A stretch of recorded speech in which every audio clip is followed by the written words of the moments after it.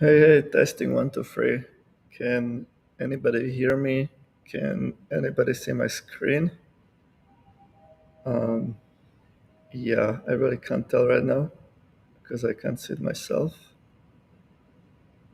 But if you do, please let me know in chat.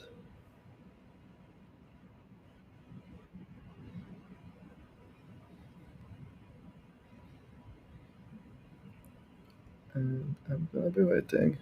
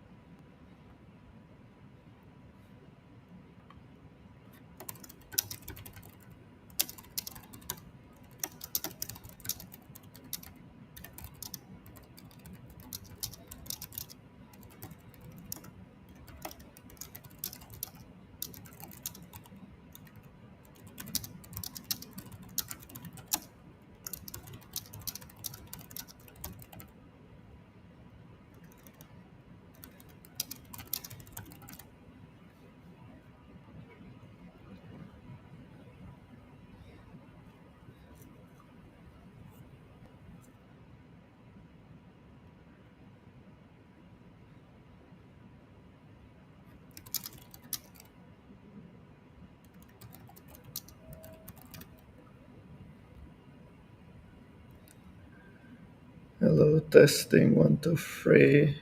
Can anybody hear me? Probably not.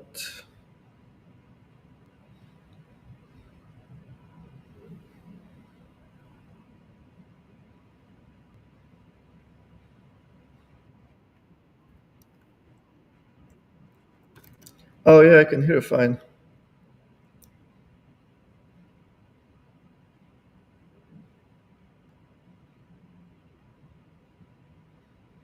Cool. I will be waiting then. Thanks.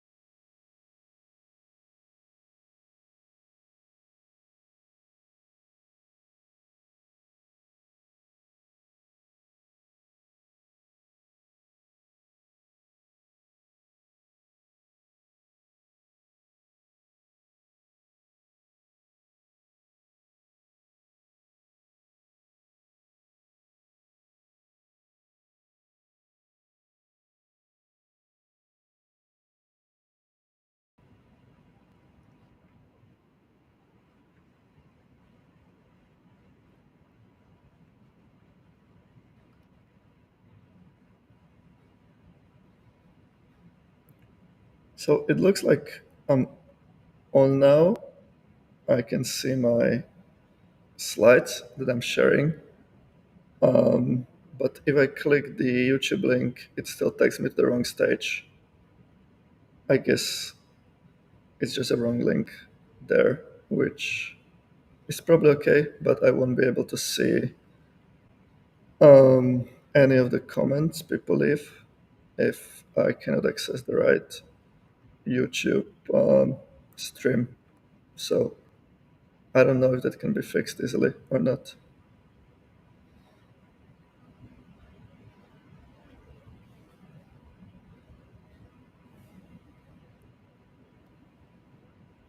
But if it's not something that can be fixed, I will probably just begin in like a minute.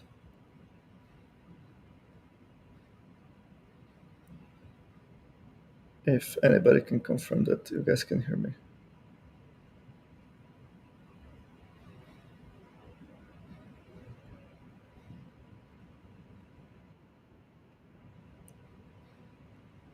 Oh, nice.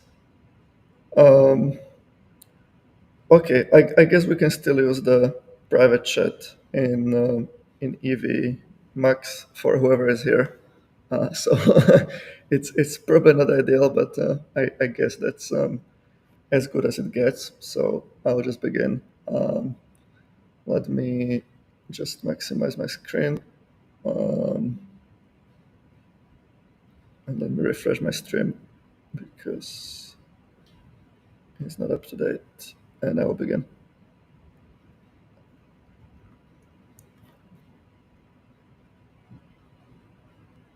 Okay, let's go. So first half is my presentation. So ever since I was a little boy, I loved this cartoon, and I had one dream, which is basically to become an X-Men. And it wasn't until much later on that I came across biohacking. I'm sure that you all have heard this term before. There are many different definitions of biohacking. My definition of it would be it's anything that has got something to do with enhancing your body or your mind. So, yeah, I wonder who can tell me who this gentleman is. Probably everybody here can. So, his name is Eliud Kipchoge. He is the first human ever to have run a under 2 hours marathon, which is an amazing human achievement. But it's also a pretty good example of a very low tech but very effective biohacking. So essentially, what he has done is he has adjusted mostly his training regimen, his diet, and probably his sleep pattern as well to achieve what he has achieved. So that's a fairly low tech version of biohacking. And then on the opposite edge of the spectrum is this gentleman over here. You've probably seen him as well. So he is the first monkey ever to have been implanted with a brain computer interface via Elon Musk's Neuralink. So basically, what he can do is control this game of Pong with his mind. This joystick here is actually not connected. So that's the ultra high tech side of the biohacking spectrum. So I wanted to ask if anybody here has done any biohacking, but I'm pretty sure everybody has somewhere along the spectrum. And I'm gonna then skip to the next part of it, which is a pretty famous diagram. This is by Eric Ries from the very famous book Lean Startup. And what it describes is the lean process of basically building something that people want. So it's the learn, build, measure, or build, measure, learn process. It's very effective. And just back to the context of biohacking, we use a very similar process, but we can replace the build with experiment. And the aim is to basically find processes that achieve desired effects on the individual. And then another very famous maxim is what gets measured gets managed. And what is meant by this? I'm just focusing the importance on the measure part of this lean cycle. So in the case of biohacking, it's also referred to as the quantified self. Um, and I wanted to ask once again if anybody here has performed some quantified self, but if you have got an Apple Watch or if you have got a Fitbit and you have ever checked your heart rate or your steps, then you definitely have. So those are just some very quick intros to the concepts of biohacking, quantified self, and what it all leads up to is this, which is a very famous gentleman once again. His name is Brian Johnson. He is a billionaire and he has been spending a lot of money. I think it's to the tune of about $2 million a year, developing his own protocol for enhancing himself, making himself younger. And in that process, he has probably become the most quantified human in history. He is basically quantifying the age and condition of all his organs, and it's very interesting, but it's ridiculously expensive and ridiculously complex. So, what I've been thinking and trying to figure out over the past 4 years or so is how I can come up with my own protocol, but make it much more accessible and much cheaper. And the result has been what I call Trace, which is still a work in progress. But that's my take on Brian Johnson's blueprint. And okay, so now I'm just going to spend maybe like 5 minutes talking about my Trace protocol. Oh, excuse me.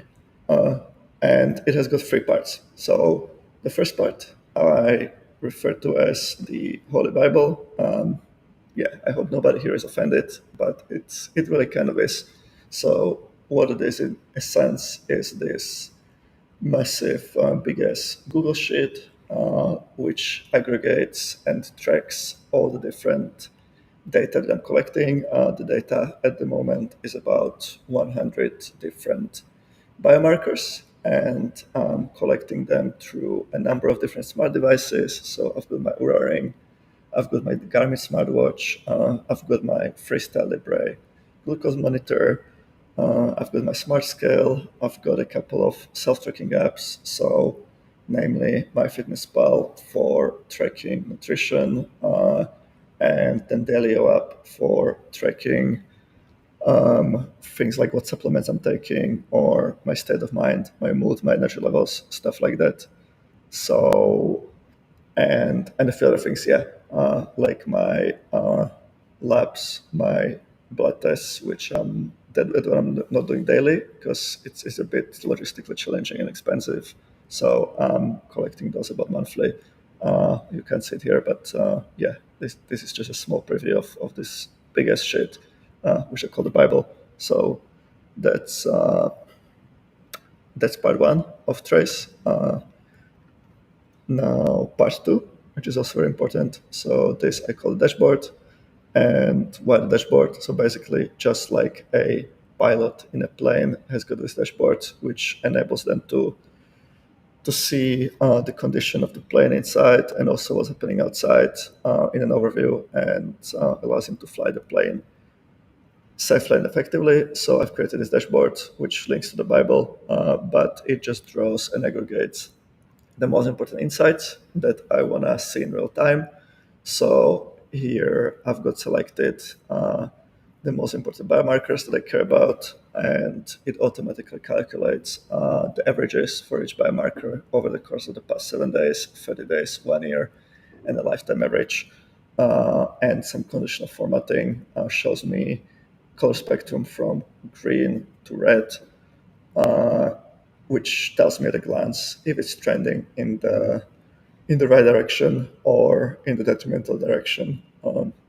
Most recently, so for example, in here I can see that let's say my stress has been constantly trending towards improvement, which is really good. But my energy level has been, yeah, trending in the wrong direction, down consistently, which is really undesirable. So this is very actionable. This tells me that there is something I need to address and improve here.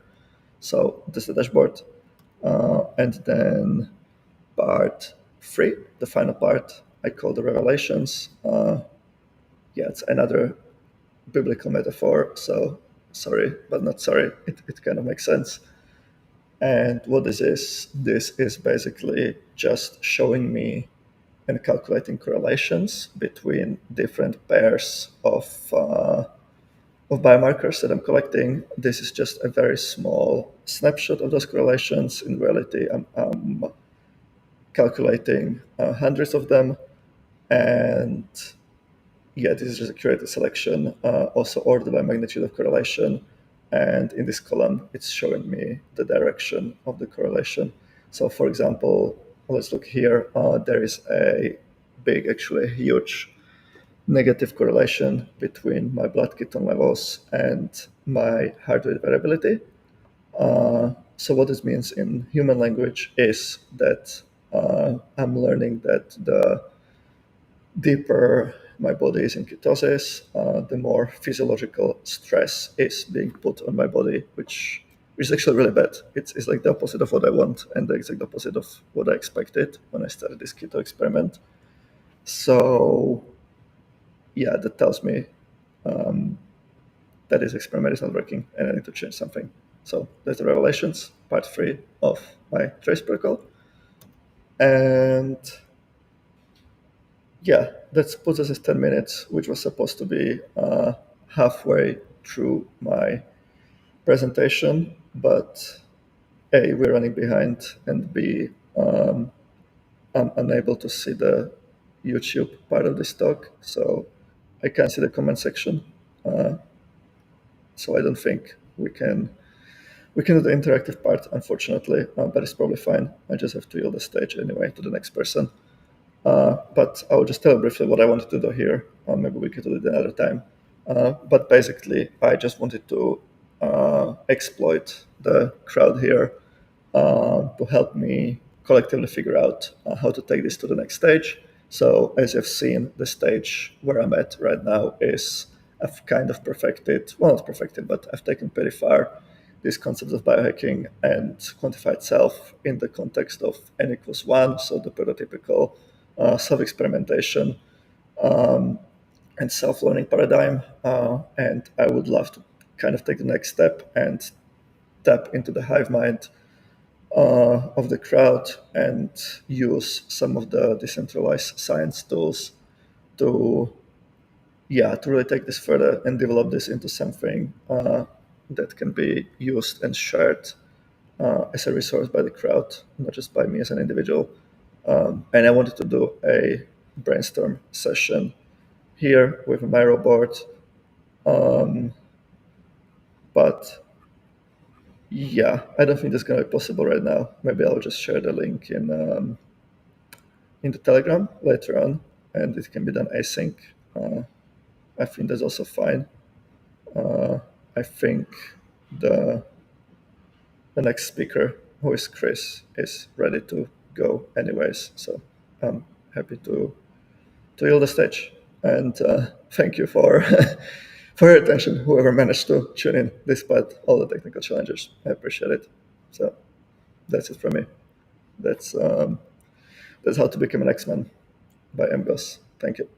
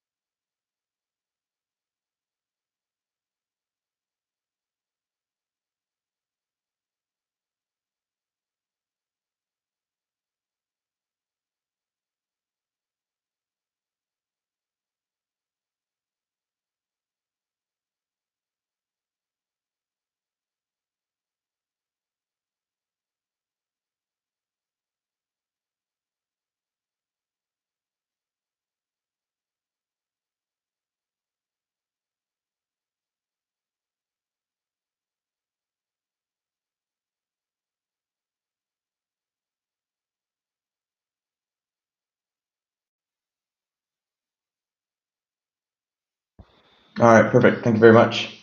My audio, is it working?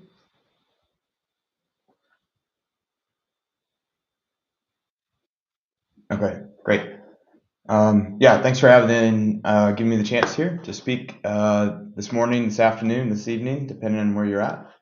The title of my talk is Prototyping Decentralized Science, and the goal here is to accelerate cures for rare genetic diseases. To start off, I just want to quickly tell you a little bit about myself.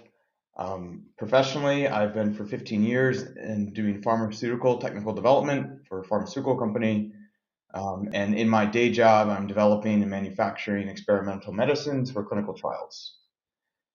In the field of DeSci, my experience level is much different. While I would like to describe myself as a very enthusiastic supporter for open innovation and collaboration, I'm very new to the DeSci community, even though the DeSci community is quite young. And today, a lot of what I'm going to talk about is a research project I'm calling DeSci Applied Research. Here, this is an independent research project to accelerate the advancement of genetic medicines for disenfranchised patients with rare diseases. I'll start out with a quick session overview. I want to take some time to introduce you all to some emerging technologies in the field of genetic medicine, present about some of the barriers to developing genetic medicines within our existing pharma industrial ecosystem, and then try to have a discussion about the applications of DeSci tools and principles to help overcome these barriers. We may not be able to do that online, but I will provide you some contact links so we can take care of this offline for people who are interested. All right, to get started, why do I care about this problem? The truth is, it's a really big problem. So some quick facts about rare and genetic diseases. To start out with, there are estimated to be more than 10,000 recognized and means somehow diagnosed or published rare diseases and genetic disorders. And altogether, these can affect up to an estimate of 400 million people worldwide. Another interesting thing is about 80% of rare diseases are genetic in origin, meaning that this comes down to the fundamental biology of the patients, and about 50% of these diseases present themselves in childhood. And so what this means is that there are about 8,000 classified rare genetic diseases, and in terms of a treatment option, 95% of them have no treatment option. Now, a lot of the recent advances in biology and engineering are starting to change this in terms of what is possible, and from the science that, recent science and technology investments. The first technology I want to highlight here is next generation sequencing. This is a way of being able to go down to chromosome level understanding of DNA of an individual. And through this next generation sequencing, we're able to identify more and smaller patient groups that share common genetic anomalies that are contributing to the diseases that they have. One of the good news is there's also new technologies about how to fix some of these genetic anomalies. And so there's several of them that are under development. One of the most popular ones that gets talked about a lot is called CRISPR. And this is a suite of tools that are under research for biological applications. And I think actually the first CRISPR application for human use was just recently approved by I think it was the UK regulatory agency. But the important thing to remember is that each of these 8,000 plus genetic rare diseases is going to require a different fix because they're all caused by a different genetic anomaly. And then the last piece of technology that I wanted to highlight are engineered vectors for delivery. And so it's one thing to be able to identify that there is a genetic problem causing a disease. There's another thing to be able to fix that kind of in theory or in a petri dish. It's a very different and more difficult thing in order to deliver that genetic fix to the diseased tissue within the patient in order for them to have the therapeutic benefits. And so recent vector technologies based on different viral particles or lipid nanoparticles are now providing safer, cheaper, and more routine ways of delivering gene therapies to the patient. And so when I start to think about like the intersection between genetic medicine and decentralized science, and what we talk about of being able to have more open use of intellectual property and more collaborative ways of developing medicine, I think about the intellectual properties in two different ways. One, which I'm kind of showing on the left, these are non-fungible intellectual properties. Things like, what is the particular genetic fix for a particular disease that has been diagnosed? Um, and so these would be the genetic payloads, or like the CRISPR technologies that we would deliver to the patient. These are going to be specific to every unique genetic disease. For each of these technologies, you're going to have a limited and quantifiable patient population based on how many patients have this genetic anomaly.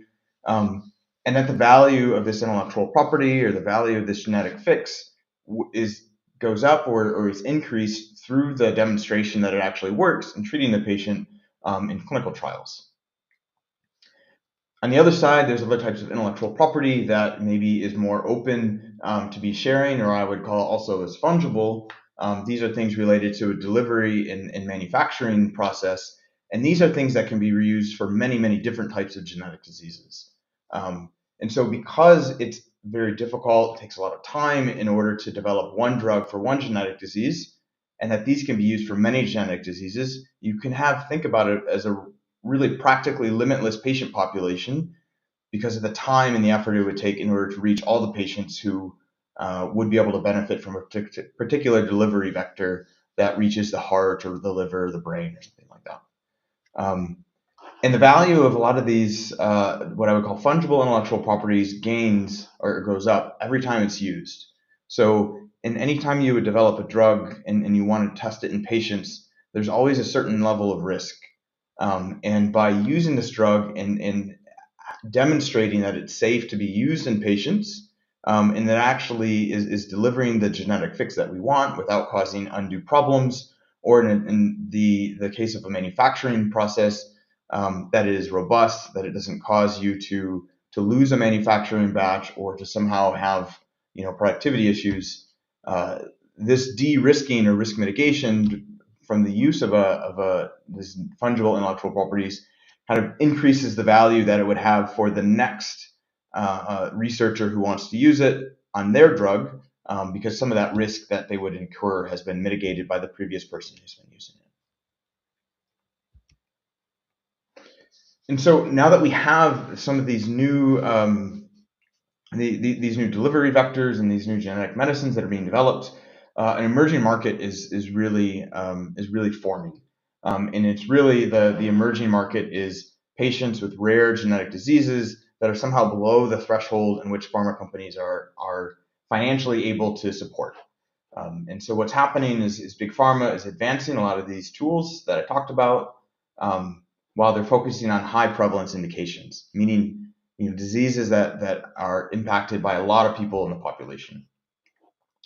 So because big pharma is interested in these large disease areas, a lot of the technology and infrastructure is now being built in order to support the smaller patient populations.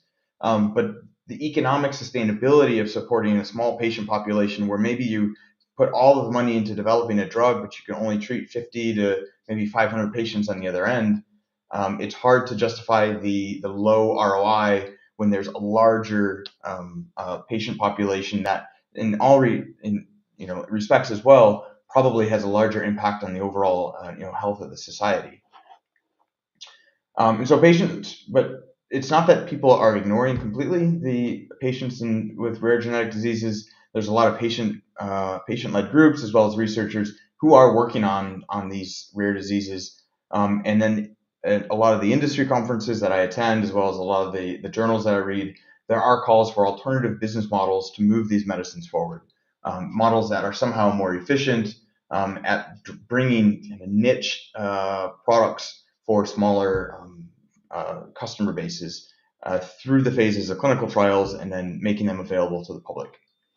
And so for a lot of reasons, I think this niche market is an obvious entry point for DeSci into some mainstream pharmaceutical development. We've talked about how there's thousands of different diseases that are non-competing with each other because they affect different patient groups. We've talked about how there are technologies that are being developed, such as CRISPR, that can be customized to the different patient groups that have the different genetic anomalies. And then we've also talked about intellectual property, such as delivery vectors and manufacturing processes or parts of manufacturing processes that can be used over and over again non-competitively to support multiple different drugs being developed for different patient groups non-competitively all around the world. But if DeSci is going to make a wedge into this part of pharmaceutical development, it's going to have to be by solving a problem that traditional business cases or traditional business models are not able to solve. And largely this is that the economics for rare disease drug development is really unsustainable. Already you have the problem that small patient populations, they're not going to get any bigger. Of course, we don't want them to get bigger. And so any cost that goes in developing a drug has to be burdened onto a smaller number of people. A lot of genetic medicine, because it is very new in terms of how long the technology has been around, as well as the complexity of delivering a gene therapy over a small molecule or even a biologic, means that the price already is unaffordable. In the United States and across Europe, therapies that follow some of these modalities are have an asking price of $2 to $3 million per patient, which for a very small number of patients, healthy economies or strong economies in countries like the United States and Germany and Switzerland and France, they can afford this, but they're already bulking at it. And then it also does limit access to patients who are not fortunate enough to live in those countries, but may still have the disease, but would still benefit from these drugs if it would become accessible to them. So what DeSci needs to be able to do in order to not impact negatively the price and the small patient populations is needs to be able to address something around the high development costs, and as well as the significant upfront risk in terms of how you're developing a drug where in the over, I don't know, however many years we've been monitoring drugs that have been approved by the FDA or the EMA, maybe 1 in 10 drugs that enters clinical trials actually is approved. Actually, I think I have more statistics about that on this slide.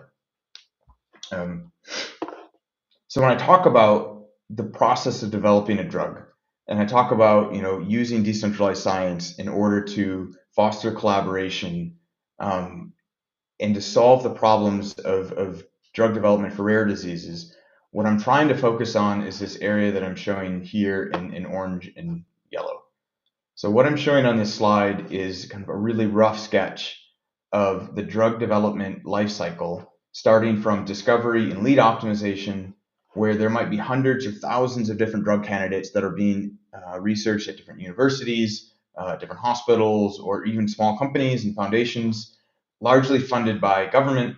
And this takes some time, and out of these hundreds of thousands of them, maybe 10 to 20 of them are shown to be successful in terms of in vitro studies or in mice, and these enter what is called a preclinical phase, and this is the generation of the data that regulatory bodies want to see to show that this drug is going to be safe and potentially even effective enough that it's worth the risk to try it in patients.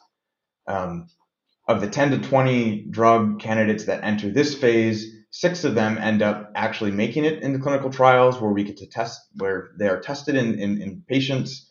And in the terms of gene therapies for rare genetic diseases, often in these phase 1 trials, they are patients who are actually presenting with this disease and could benefit from the experimental compound if it's one that works. And then what happens is out of the 6 or so that enter phase 1 trial, maybe 1 of them is successful there and goes into phase 2 versus commercialization. And then in terms of becoming a commercial product, it's at this point where pharma mergers or acquisitions may be in licensing the technology in order to carry it the rest of the way. But what ends up happening for a lot of these drugs being developed for rare diseases is they get stuck somewhere in here between preclinical and clinical phase 1, because the costs in order to do this development goes up almost exponentially as you go from having to do very quick and dirty experiments in order to treat or try to treat like a mouse model to having much higher quantity as well as quality material in order to get regulatory approval, but also like as a researcher, the confidence that what you're putting into patients is going to be safe, as safe as we can ensure, as well as give them the best possible chance that it's actually efficacious and is going to do something for them. So you have a lot of drugs that are going through these phases, and then throughout the pharma industry, there's probably hundreds, of siloed research efforts for different gene therapies that are going on at any one time. And remember what I started out with: there's 8,000 plus non-competing genetic diseases or indications. Here's another word that we can use for a disease or disorder that could benefit from this technology. And so what I'm trying to show, or what I'm trying to explain to you, is that in terms of decentralized science and collaboration between different organizations, you have a lot of people who are struggling with the same problems while trying to develop the same drugs or similar drugs for very different patient groups. And so it's not like they're competing with each other, but they could be collaborating with each other. But in the traditional way of doing this sort of research, it just doesn't happen. So if we think about DeSci as a solution to how to develop drugs for indications that large pharma is not very good at, it doesn't have to solve these problems in a vacuum.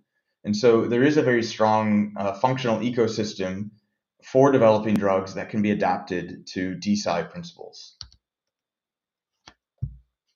So what I'm showing on this slide across the x-axis here in the swimlane diagram is a lot of the same phases that I showed in the previous one, where drug development starts with fundamental research and early discovery. There are the phases of preclinical development and clinical trials, and then drugs that are successful in clinical trials, they can go and be launched as new products.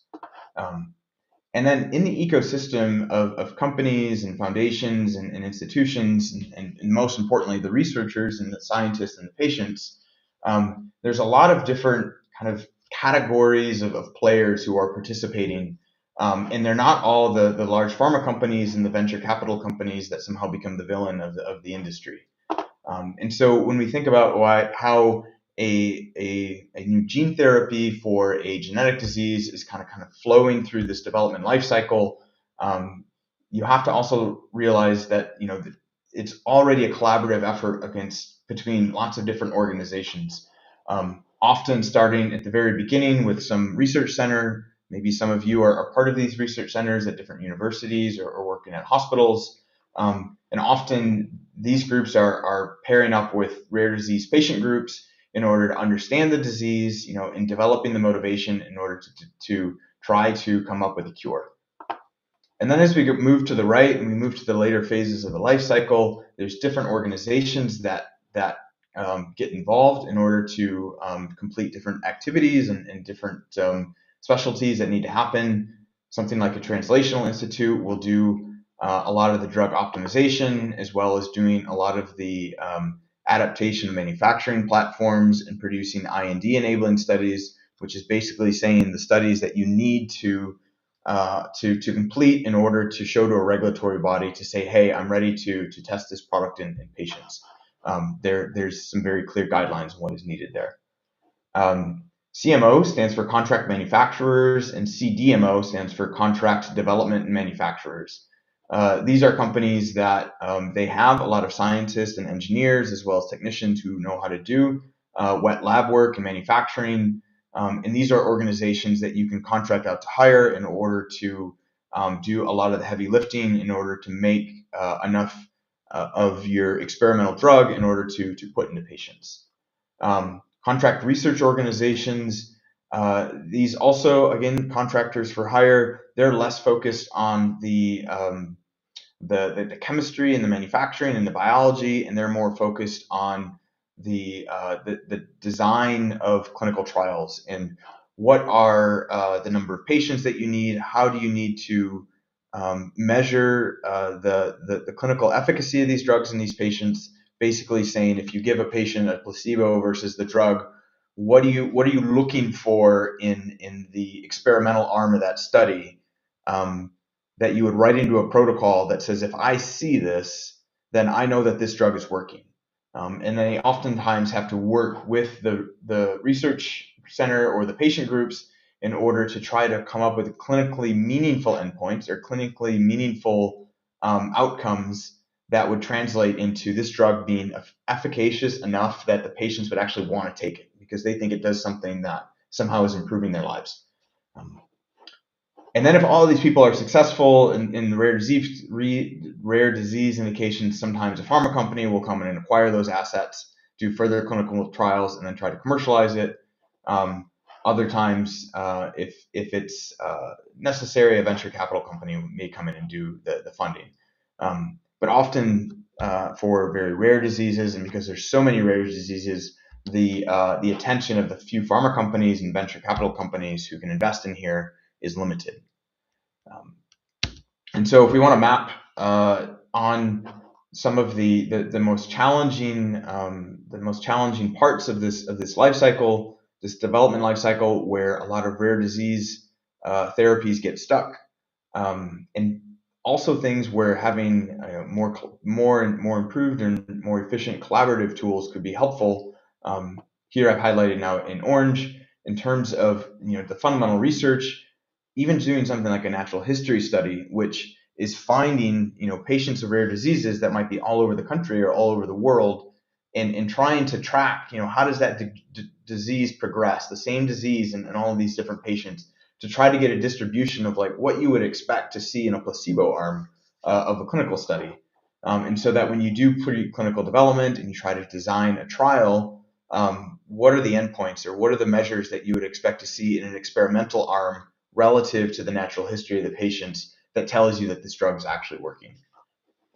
When it comes time to do clinical trials, like I said, if the patient numbers are small and they're spread all over the country or all over the world, recruiting those patients and getting them into treatment centers and so that they can be administered with either the drug or the placebo, that creates an additional challenge. And then as we want to do developments and manufacturing of these drugs, access to the key intellectual properties that I talked about, things like how to operate a CRISPR gene therapy, how to deliver this therapy using some sort of vector, and then also how to manufacture it in a way that it's affordable. These are all things that get sort of tied up behind patents and behind or in silos of companies who can afford the intellectual property, and then they're sort of withheld from the development of drugs that are for patient groups that are not of interest of that holding institution. The second to last challenge that I wanted to talk about is supply of skilled workers. So, like I said in the beginning of the talk, a lot of this, being able to treat rare diseases with gene therapies, it's an emerging market. And over the last, maybe 5-10 years, it's actually grown quite fast. And so what has happened is that you have a lot more of these institutions, translational institutes, CMOs, CDMOs, popping up, all over the world, which is actually really great, right? Because now you have a lot of other places you can go in order to, acquire these services to develop your drug. The downside of that is that our universities and our educational systems are not kind of producing enough skilled workers in order to keep all of these different places fully employed with people who have the knowledge and the background and the hands-on skills in order to develop these products. And so kind of enriching the skills of laborers who are in here working in this space, as well as encouraging people who are thinking about, what do I maybe want to do for my career, and how can I get into science and get into cutting edge science and really make a difference in patients' lives. We need skilled workers like that all over the world within these companies in order to do the work. And then the last point I have here on the bottom is funding. And so I think this is something that anybody who has worked in research, especially if it's publicly funded research or research onto early stage projects or more experimental projects, funding is a difficult topic, and gaining funding is very complicated sometimes. So my initial plan was to finish the talk here and to have a discussion, which I don't know if it's going to be possible. It doesn't seem like it was possible for the previous speakers. But I will have my contact information in the end, and so I'm happy to continue this conversation offline. If we were to have a discussion, I openly would want to ask the questions to the audience, people who are more experienced in decentralized science, and the tools and the principles. Can DeSci be mapped onto a functioning research and development ecosystem? So I think I showed in the swim lane diagrams, there's already a lot of players out there. It's a growing industry. It's an industry that has a lot of skills, and a lot of strong background in different areas that are not necessarily broken. They're just not working very well together. And so can DeSci be something that improves collaboration amongst the different people or the different research organizations working for different patient groups and trying to navigate through this environment in a silo? And if the answer is yes, the question that I really wanted to get to is, where can decentralized science solve prevalent problems in the development of rare diseases? And so some of them I highlighted here were insufficient funding to cover the high costs in development. Another is the high risk exposure to each individual project, the diluted workforce in the growing industry sector, and then finally the design and execution of decentralized clinical trials and natural history studies. And so if you want to engage in this conversation, and who knows, maybe we can have a follow-up virtual meeting where we can hold these discussions, feel free to reach out to me. My email address is chris@DeSciAppliedResearch.com. And on Telegram and in the BanklessDeSci or group chat, I'm Pharmatopens Chris. So with that, I will stop. I don't know where I'm at between the 10 and 20 minutes, but I will cede the stage to the next speaker.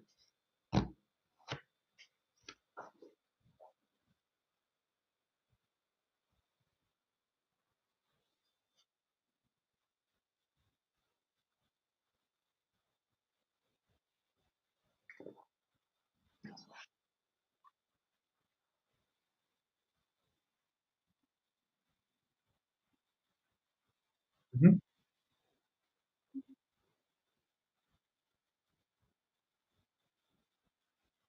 Mm-hmm.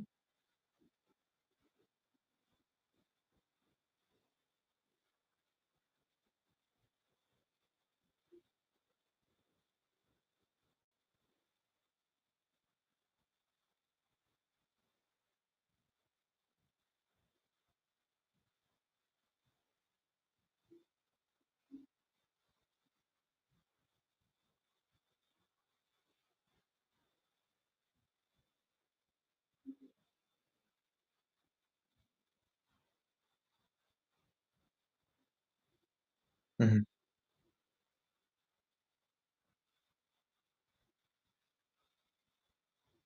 Yeah, I have time to talk a little bit more if you have specific questions or points.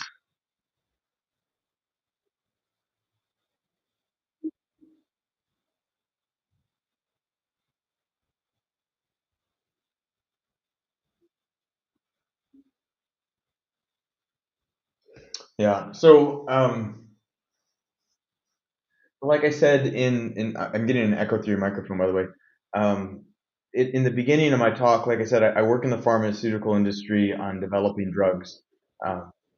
And what I had talked about here is that it's a lot of the economic challenges that are preventing drugs from being developed for more rare diseases. But the patients who have these rare diseases, you know, there's still value in treating them. Like they're still parts of society.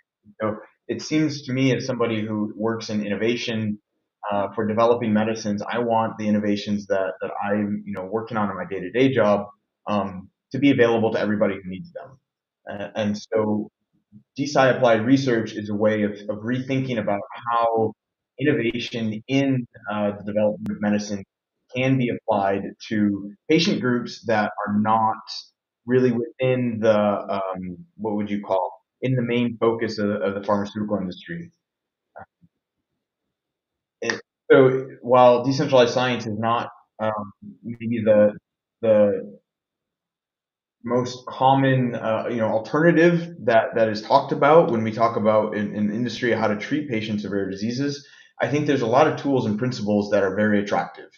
And so thinking about how you would share intellectual property, how you would have liquidity in your intellectual properties, and so that if there's a particular tool that you need but you can't afford it, but maybe 10 different people need the same tool, if they can pool their money to develop that technology, and then each apply it to their own need. Like, that's the kind of spirit and that's the kind of like business model that is needed in order to get all of these hundreds or maybe even thousands of diseases who don't have a high ROI on the other end, to bring down their development costs to in order to make it economically sustainable to move all of these things forward. And then DeSci applied research, the idea here is, if we can develop platforms, not to help necessarily one specific gene therapy move through the life cycle, but develop platforms that allow people to collaborate on these most prevalent and challenging blockers. So the ones that I talked about here, are there ways that we can systematically accelerate all of the gene therapies that are in different phases of development, mostly the early phases of development, cross over that valley of death, where preclinical and clinical trials, early stage clinical trials, don't have sufficient funding, don't have a sufficient workforce in order to do the work, and then the drug exposes the investor to a higher level of risk. So what we want to be able to do is build platforms that different people who are going through this journey together can collaborate on, in order to use something like network effects, and their strength in numbers, in order to lower the cost by distributing it over more people who are working non-competitively, lower the risk by helping them to diversify their investments into these different gene therapies, as well as being able to share the upfront costs of fungible intellectual properties. And then in the future, think about, are there ways that we can use platforms that can help to upskill our workforce, or to help different decentralized groups of patients design their clinical trials and execute their natural history studies, and just provide the upfront design and development for these tools, and then make them broadly available for everybody who needs them.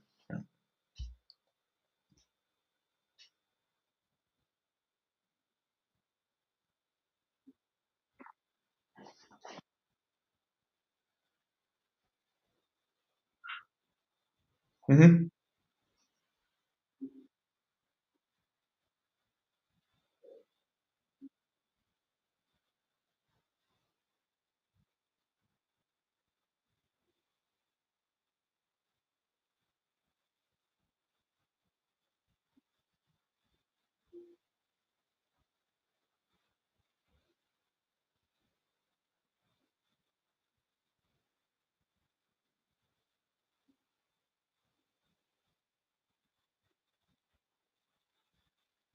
Yeah.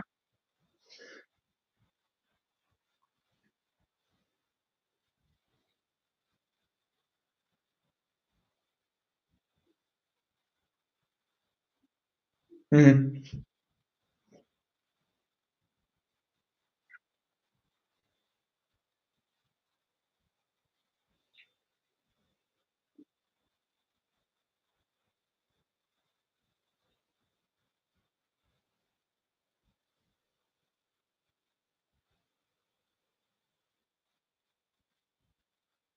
Yeah.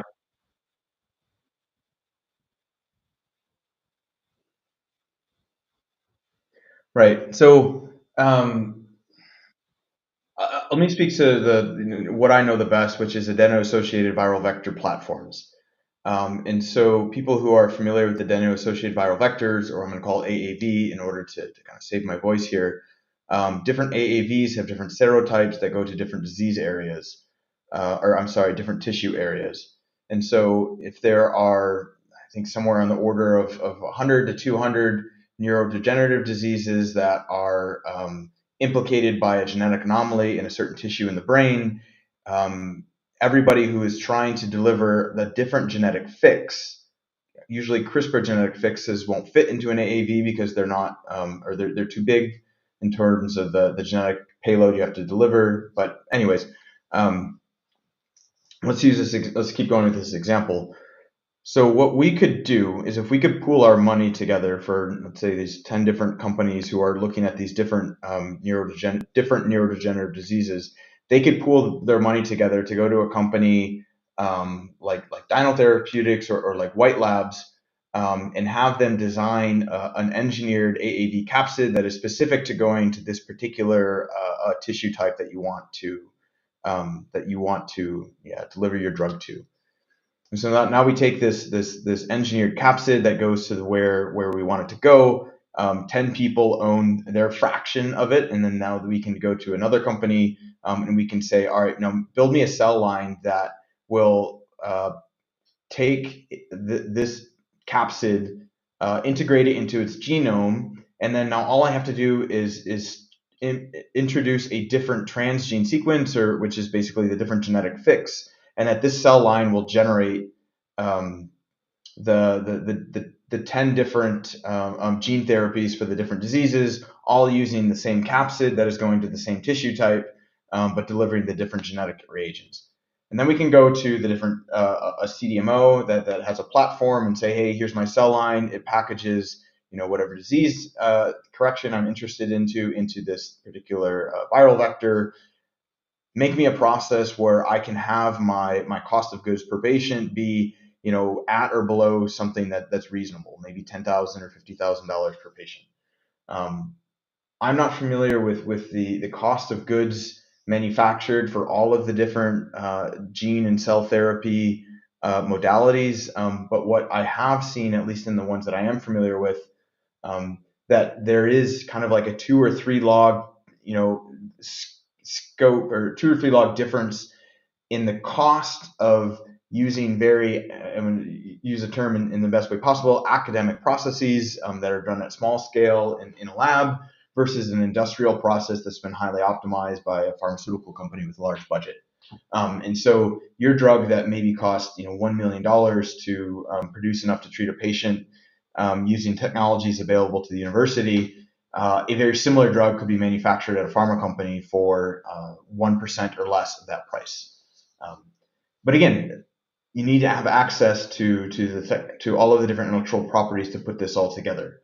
And so something like decentralized science would be a way of trying to make all of these different kind of building blocks of intellectual property more open, more fluid in terms of who has license to use them, and then different researchers can invest in or buy into their sub license for whatever it is that they need for their particular drug.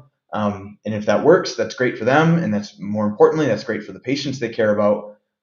But if it doesn't work, then because the license can be liquid, you can sell it to somebody else who maybe is working on a different drug that can use it.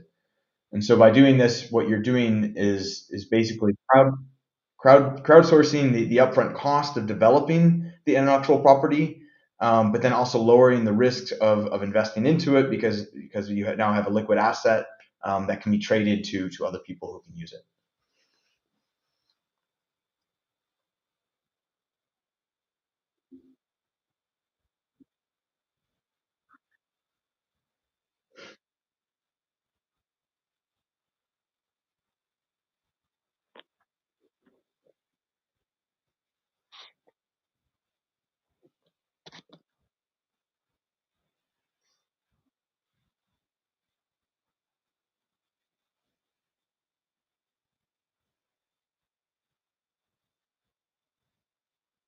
Mm-hmm.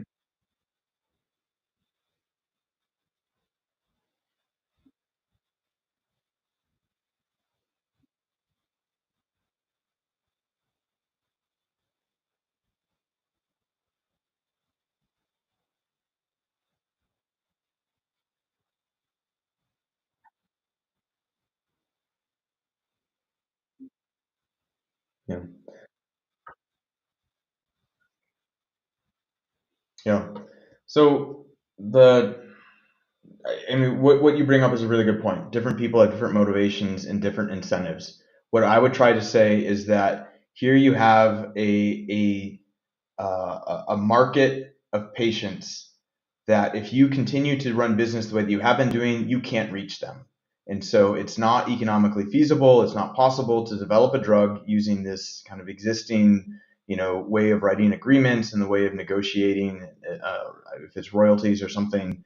And so you're leaving, you're leaving. If you're interested in revenue, you're leaving revenue on the table. If you're interested in helping people, you're leaving people kind of out to dry because you're unwilling to, be flexible around how you want to run your business or how you want to leverage the value of your intellectual property. And it could be possible that there's, some people who are just stubborn and they're not going to budge. They're happy with the ROI they're getting on their intellectual property, and that's fine. The question is out of the hundreds, and there's probably more. Actually, I think the Alliance of Regenerative Medicine has more than 1,000 research and developers who are contributing to ATMPs. Like, do they all feel that way? Or is there a somewhere an in where you have people who got into this industry not to make a lot of money, but to help people, and to see their innovations be used for scientific benefits? Are there enough of them to sort of piece together what you would need to get started? And will that lead to a sort of a snowball effect where people can see, oh, there actually is a way of using more collaborative business models in order to reach a patient group that would otherwise not be part of my customer base. I don't know, right? I mean, that's the psychology and sociology of an individual is very challenging to understand.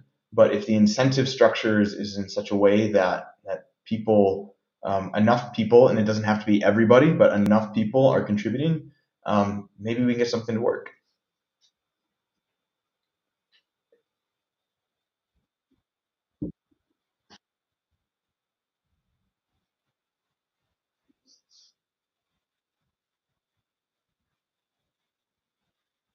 Yeah.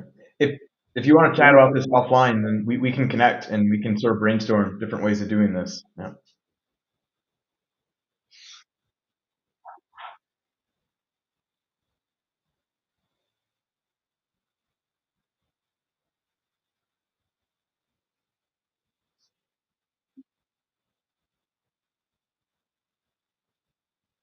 Okay.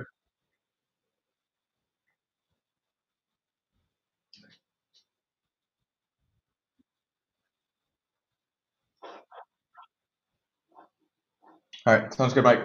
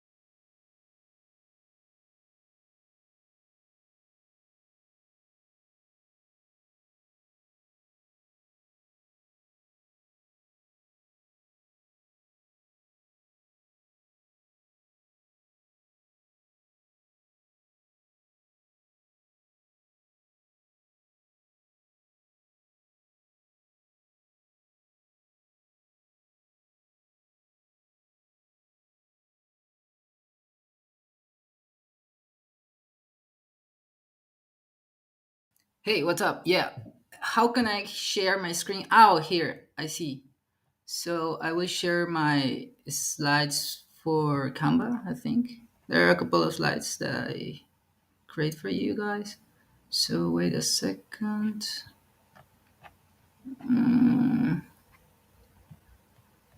Sharing my screen. Oh, it's here. I don't know what screen will we share. Oh, yeah.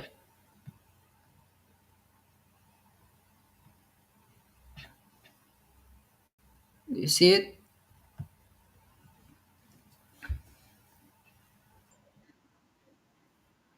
Okay. So sorry for the echo. Oh, I have my cat here. Wait a second. Hmm.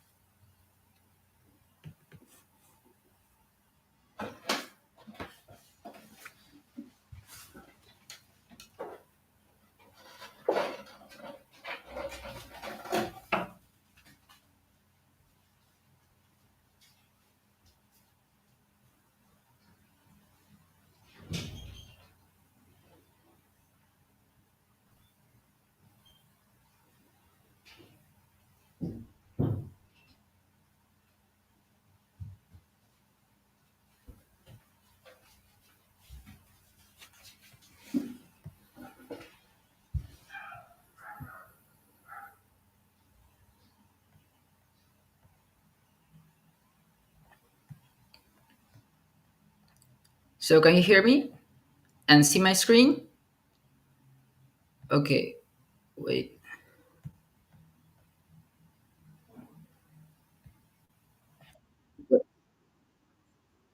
Okay.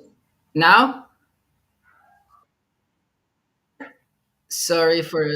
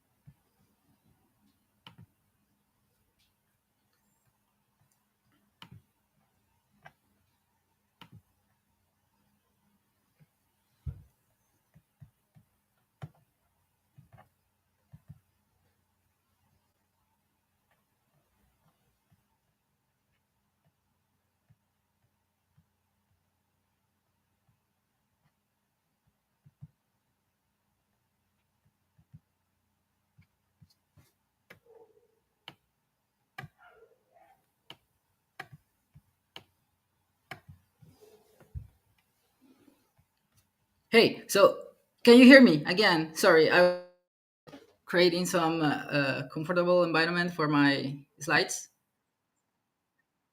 Okay, sorry for the delay. But yeah, I'm Rodrigo Nuñ겪Z. I'm one of the co-founders of MesoReefDAO, and I will share you a little bit of what have we been doing this year.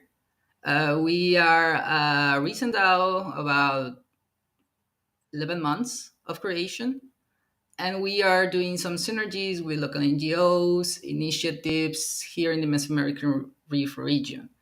So, yeah, I should start. Oh, sorry. I will tell you a story about what's the situation of the reefs globally. So we know that reefs right now have some global threats. These are the main actors and relationships that usually play an effect of local and global factors along typical tropical coastal areas, involving these ecosystems in the Anthropocene. The Anthropocene is the era of humans, basically. We have impacted planet in many ways, positively and negatively. So, as we can see in this scheme, there are many global factors, like cyclones, like sea temperature, like ocean acidification. These factors usually affect locally reefs, structurally speaking, with bleaching, with lack of growth, with bioerosion, dissolution, and recruitment of these corals. And these corals are the foundation of these ecosystems. So we have the socio-ecological component in the right side that usually involve lives and property, businesses, and livelihood in nutrition. And this usually livelihood and nutrition is quite directly with fisheries, is quite dependent on that. Businesses in tourism and recreation, and lives and property, in shoreline protection. So these are the plethora of branches of science right now that many people are trying to, many scientists uh, have been identified these kind of potential actions that we as scientists and citizen scientists, we could mitigate all these factors, anthropic factors. We can see, reef community and structural restoration that is quite popular these days. Fisheries management, coastal zone management, pollution reduction. These are part of the solutions, the kit of solutions and mitigation that we have these days. So, in the context of the Mesoamerican Reef, I really love this report card. This one was created by the Healthy Reefs Initiative uh, a year ago. Right now, we are working on the on the one of this year, and as you can see, uh, many reefs are quite in a poor or critical sorry, or critical situation. So, can you hear me? Oh yeah. So yeah, the region has been facing significant challenges, to negative synergies, including coral bleaching this year, particularly coastal development, um, overfishing practices, and the emergence of diseases like stony coral tissue one loss disease that is there. It's a disease that impact reefs in terms of function and structure in many ways since 2019. So, as you can see, this index tell us that the reef in this area, in this region, is the reefs in the region are quite impacted and are in bad shape, if you want to see that way. So, yeah, what we have been exploring decentralized science. That is why we decide to create this initiative, and we could mitigate many traditional aspects of science itself, and we have been working on how can we create some tools in terms of this situation. Everyone knows the narrative of decentralized science. So, in terms of autonomous and independent research communities, fast and decentralized funding for science and research, open science methodologies, verifiable and replicable science. There are a plethora of options that we would love to explore. So, yeah, basically, these are our highlights. I will try to be quite synthetic. So as you can see, our narrative is to be be a DAO or an entity that regenerate how the perspectives in terms of coral reef conservation actions have been developed since decades in the region. So with decentralized approaches like the ones that Web3 offers us. So we have supported like five, six actions in terms of coral reef restoration programs. And yeah, so this initiative was founded in 2023 in the Yucatan Peninsula. It emerged after my graduation from the master's program in marine biology at Coral Reef Ecosystem Ecology Laboratory at Simvestab, Unidad Merida. So, I specialize in functional ecology and ecological restoration. And as a blockchain and Web3 enthusiast who have observed this space of the DeSci movement since a couple of years ago. So I decided to create and to involve my lab teammates and some colleagues to create this proposal, to the necessity and curiosity to experiment with DeSci itself and to, to get them in the technology.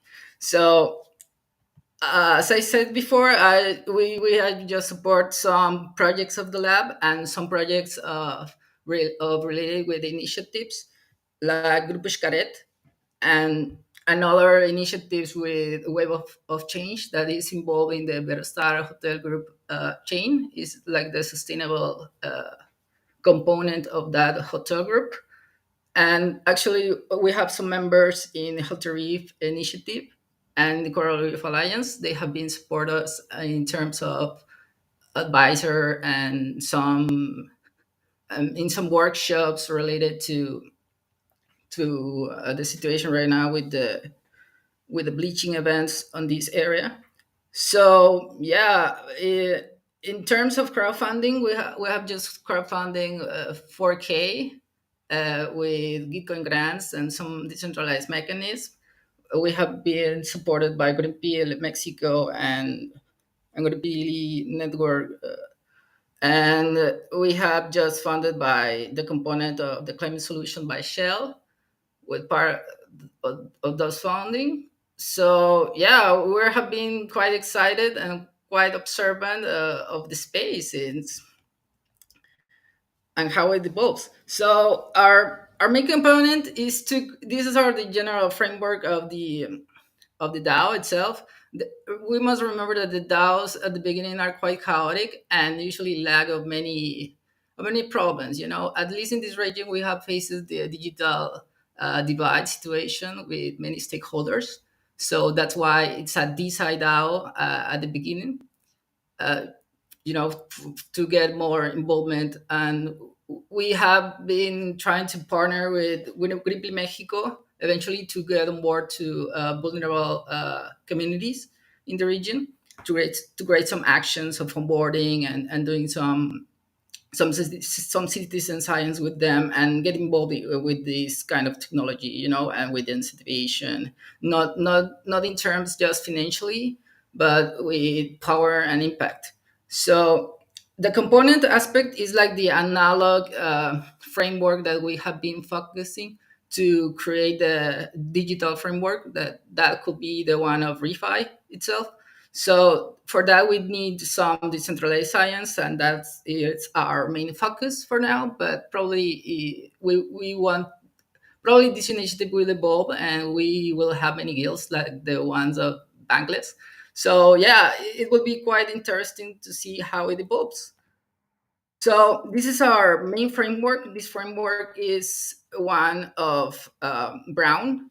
A year ago, he published this, and it's quite interesting because in every aspect of this framework, in assessment, in planification, implementation, analyzing, and adapting some data, and in sharing, we have been identify some interesting key points or tools that we could facilitate in every step of this framework. So we just adapt this model, and we're trying we'll eventually will gradually implement it in our main areas of the DAO. So yeah, so basically it's like a disrupt every step of this situation. You know, even if we have some regulation and other aspects, we could eventually adapt to many frameworks regionally speaking. So it will be quite interesting to explore.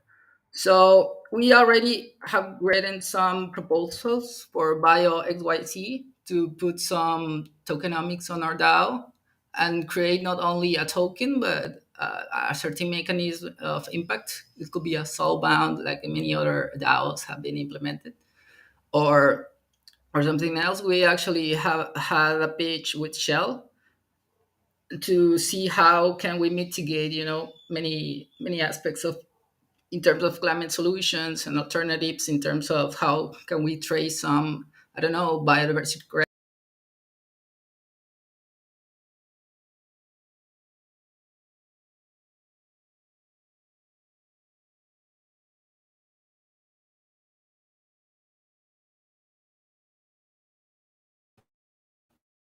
in terms of sorry in terms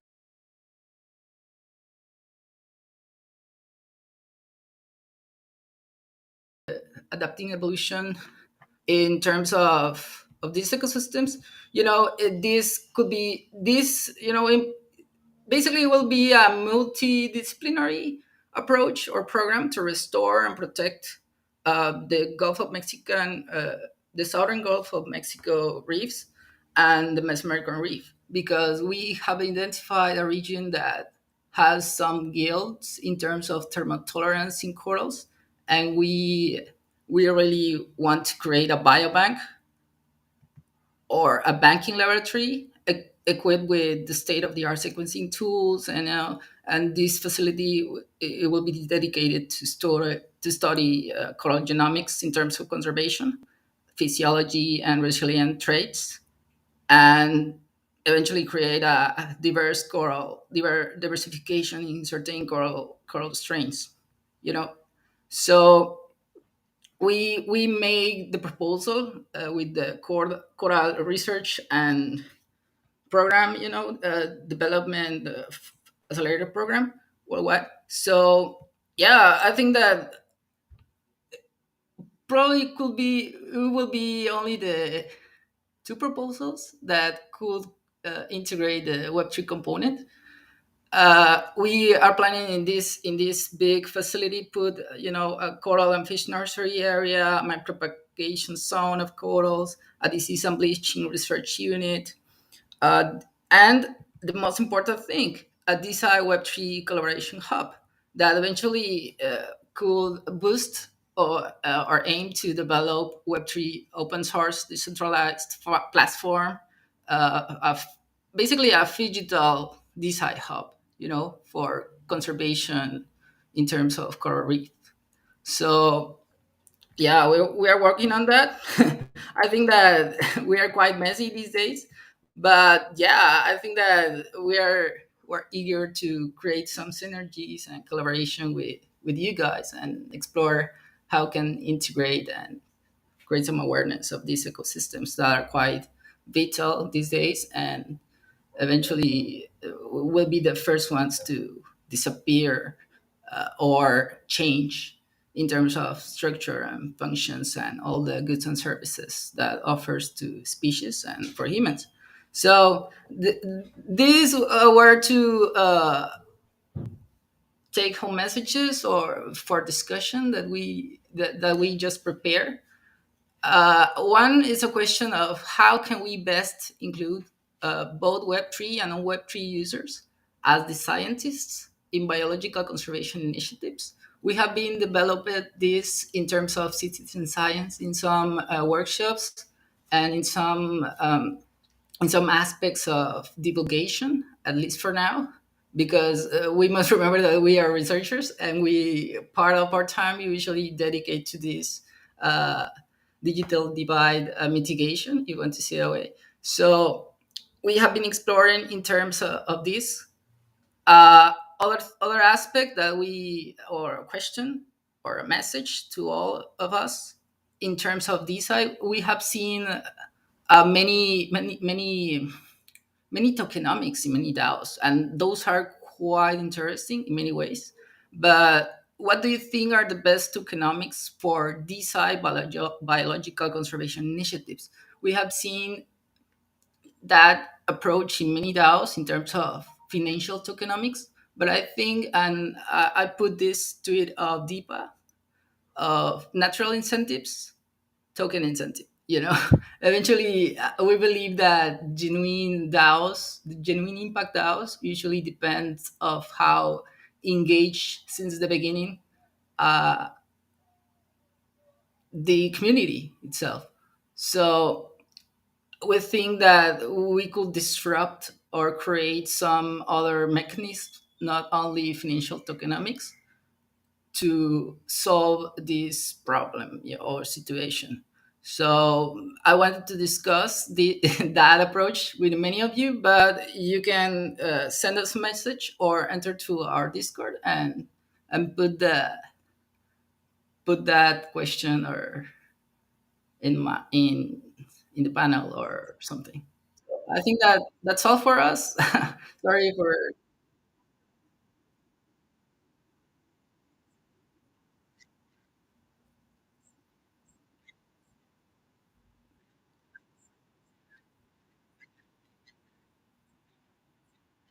Hey, other aspect that I wanted to talk about.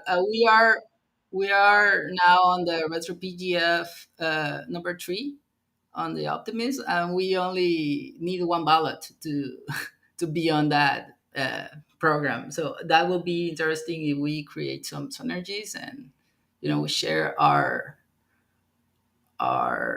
tweet on our main account of Twitter to do some awareness of that. But yeah, thank you so much for the invitation, and glad to be here on the Bankless movement.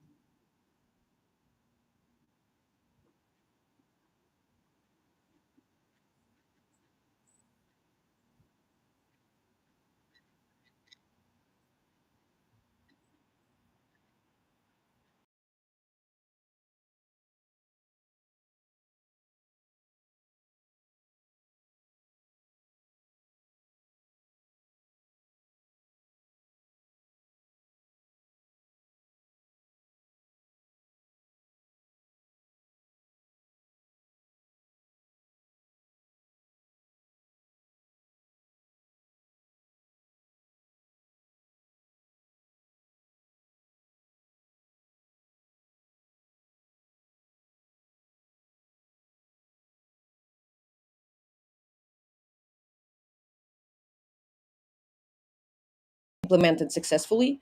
And from my side, it's very important that we are participating in the creation of this way to decentralization of version control systems. And our solution will be presented today, and I will present not only main statements and main features that we have for Gosh, but also I will share what we have for scientists at risk and what we have from our perspective. And more to say, I will show how it looks like, kind of demo, very short. Um, we'll try to do it fast as we can, and see what can we say about Gosh itself. Uh, Gosh itself, it's actually company that primarily was created for implementation of control version system on chain or Git on chain. It was a primer goal, and it was conducted near 1 year and a half.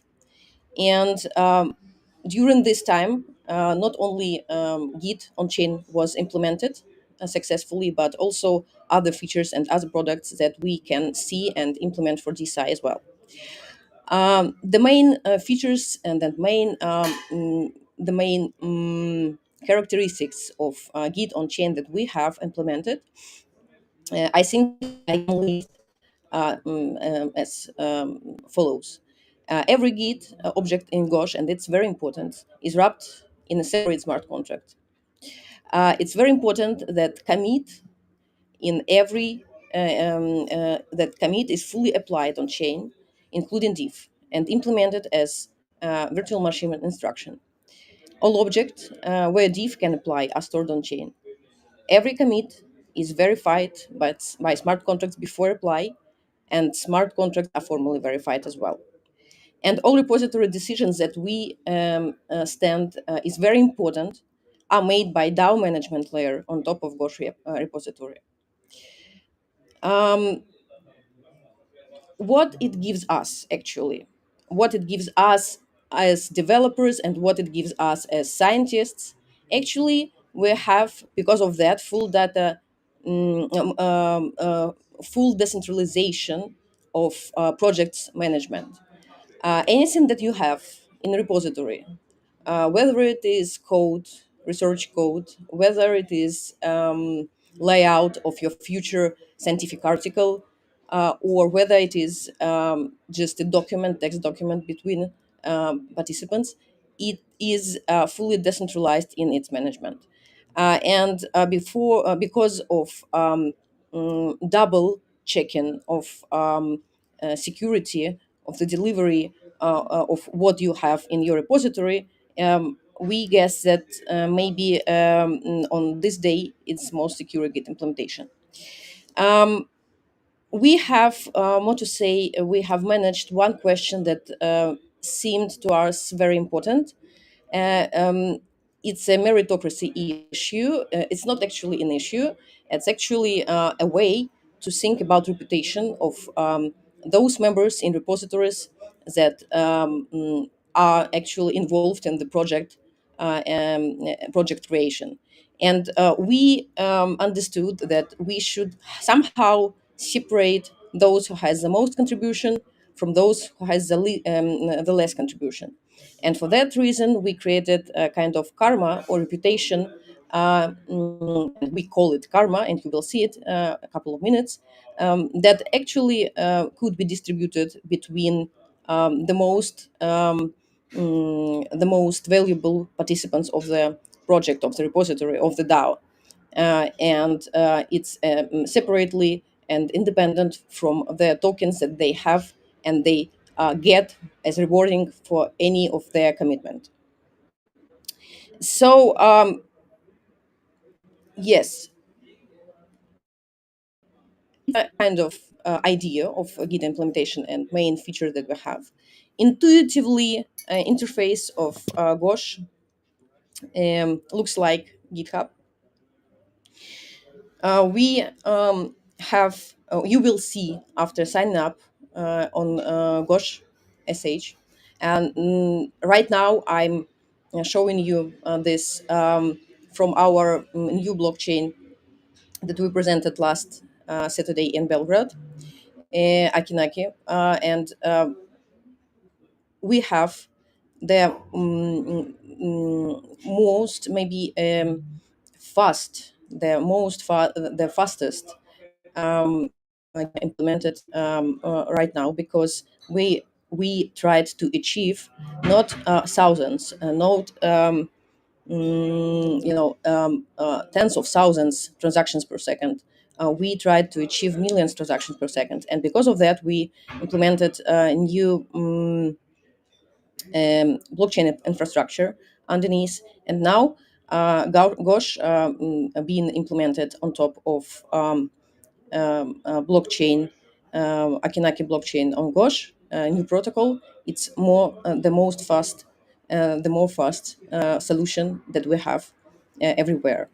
And when you're signing up on Gosh, you will be able to create new DAO, new organization that actually is similar, is something similar to GitHub account that we have on GitHub, but inside of this like Kinder GitHub account, we will see some features that are absent on GitHub, of course, but are available here. And it's about DAO management of this account and each repository that you have here. And we will have the whole list of proposals here, all that occur in the account in the DAO, this organization. We will see all repositories like that and files inside. And I created it in advance, DeSci standards repository. And here could be added files, and actually it's standard Git realization that you commonly see, and it's different versions of initial file, of course, and you can add file and you can control versions of file, and you can correct versions of file together with members in decentralized manner and vote for that in proposals that will be listed here. In this DAO, actually you can invite not only you, of course, and this is the main sense that you will manage it in decentralized manner, so you can invite anybody and you can have together the same karma, or somebody will be maybe principal investigator, but you should decide about it in advance. And it's kind of little governance tip that we have here. As I said before, we separated karma and token balance, and also you can specify tags for any member you have in your DAO. And it could be any tag that you created in advance for those people who will join your DAO. And actually you can use not only, of course, adding of participants as that you wish to add, but also if you will allow to request membership in this organization, you will see that you can invite it just with one time invitation link, or people will see the opportunity to request membership externally. Important thing that here you also can use it as CRM, create milestones with rewarding and for any repository you created, and give budget to the task. And it will be like CRM for this organization.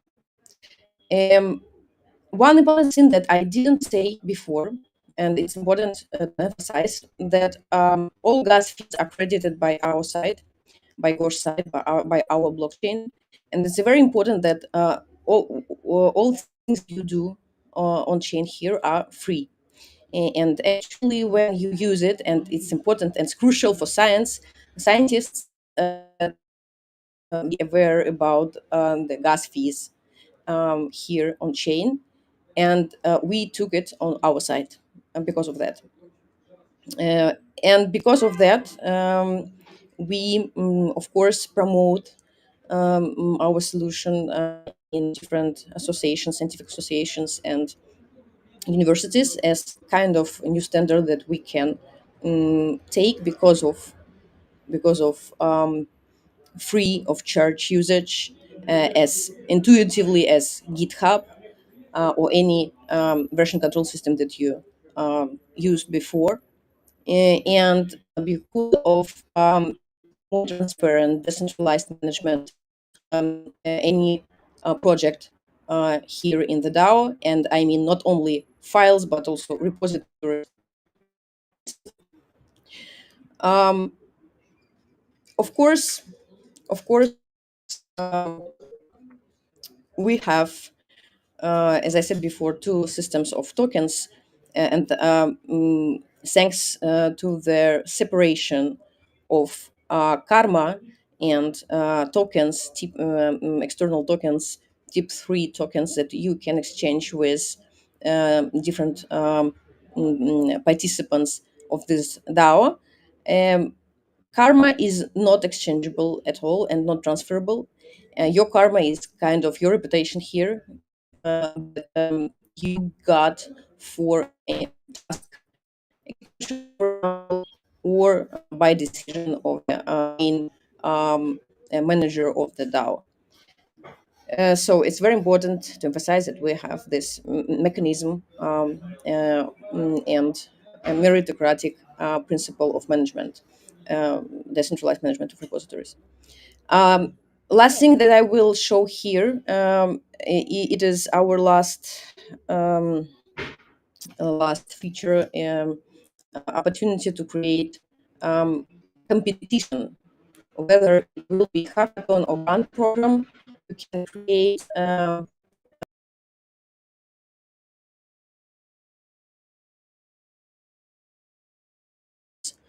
description and uh, to it in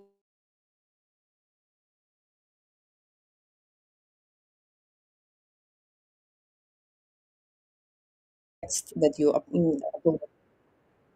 Yeah. Okay.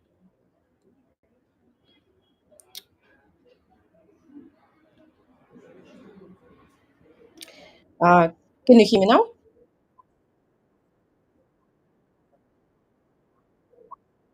Mhm. Last, I will finalize. Actually, yes. Mhm. So, last thing that I will show. It's very important that focus of our work are not is not only implementation of decentralized Git. Uh, I mean, successful and promotion of it as a new digital standard for research. But it's very important that our focus group of scientists, and it's very important that the ecosystem of DeSci is scientist at risk. Um, we are specifically working on and pay attention to the based group of scientists, uh, conflicts, humanitarian disasters, and wars that are actually independent. They are able to conduct study. Um, and we have a different plans and different projects for scientists at risk that we are going with different partners. Um, so it's our DAO part of work and DAO part of participation of joining the DeSci ecosystem. Uh, I think it's more or less all. If you have any question, I can answer right now.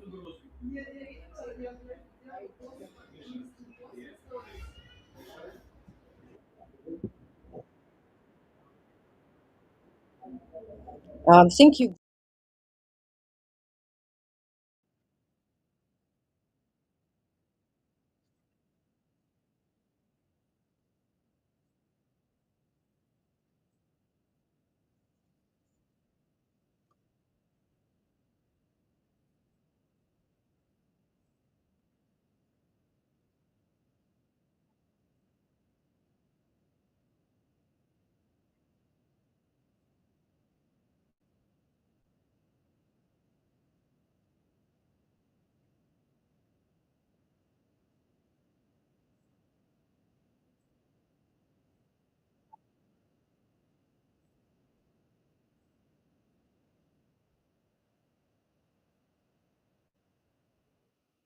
Thanks. I guess will the screen?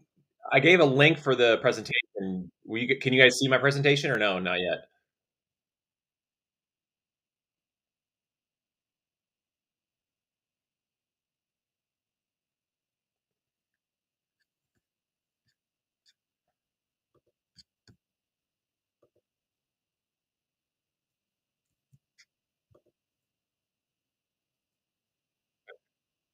Okay, perfect. Thanks so much. So yeah, so I'm one of the co-initiators of BDAO, and I'm going to talk today about incentives behind scientific progress with the Longevous and TLDR, which are kind of two initiatives we have in the publishing space as proof of concepts.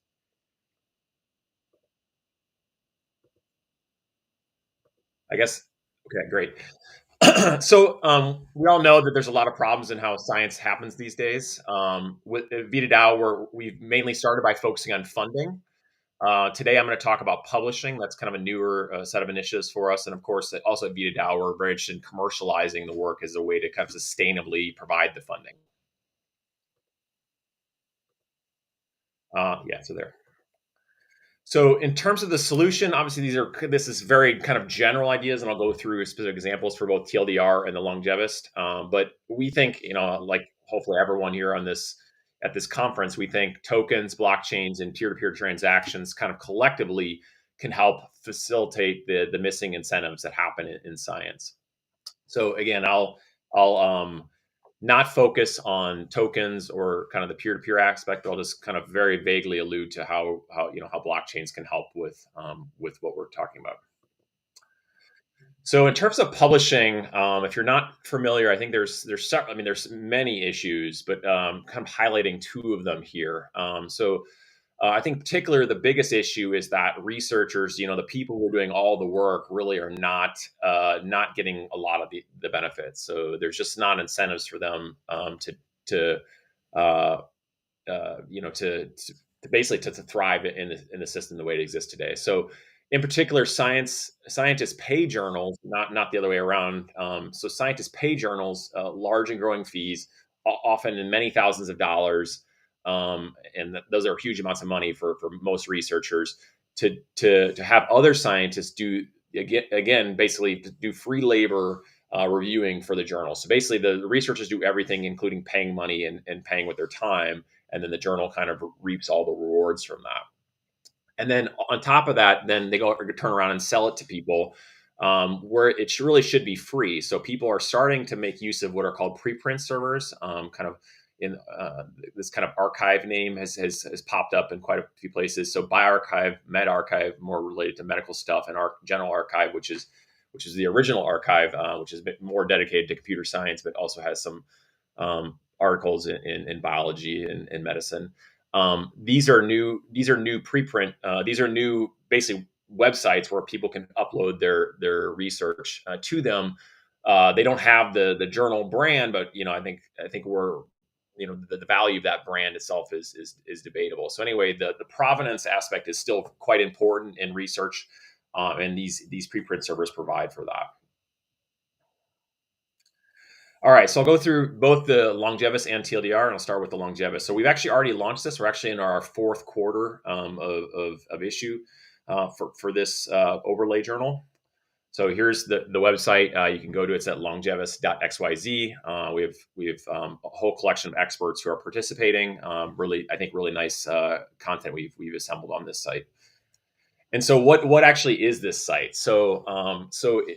This is specifically focused on publishing. It's what's called an overlay journal. So it's not a journal itself. It's something that basically sits on top of preprints. And what we mainly do is we basically vote on the top preprints of every quarter. So Q1, January through March, et cetera, et cetera. So we're in our fourth quarter now. So. And we have key opinion leaders both in academia and industry. Not just, we think it's important to get the perspective of industry, not just, academics who have their own ideas about, what's important. We are voting on content from the preprint servers. So, in line with the spirit of, things being open and accessible. And then we think this will benefit VitaDAO and the greater DeSci ecosystem in several ways. Of course, creating awareness, legitimacy. These are the KOLs are people that are known in the field, and of course review for traditional journals. Obviously, by voting and kind of highlighting certain articles over others. There's a knowledge transmission, and then lastly, in terms of VitaDAO, we're very interested in commercializing research and developing therapeutics and diagnostics.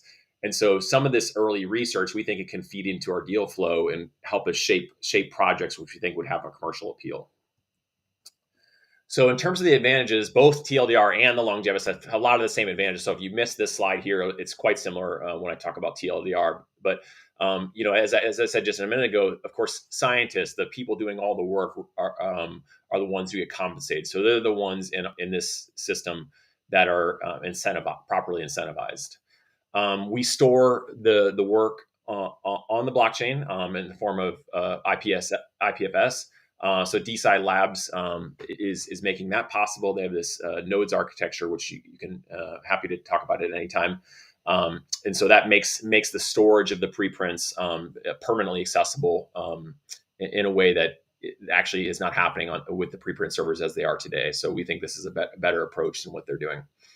And then I think very importantly, I think if you're just totally trying to disrupt what the status quo is doing, sometimes you can fly a little too close to the sun. So what we're doing is we're not trying to interfere with what happens with publishing. We're trying to we have a system that exists that can coexist. It's an overlay journal. People vote on articles.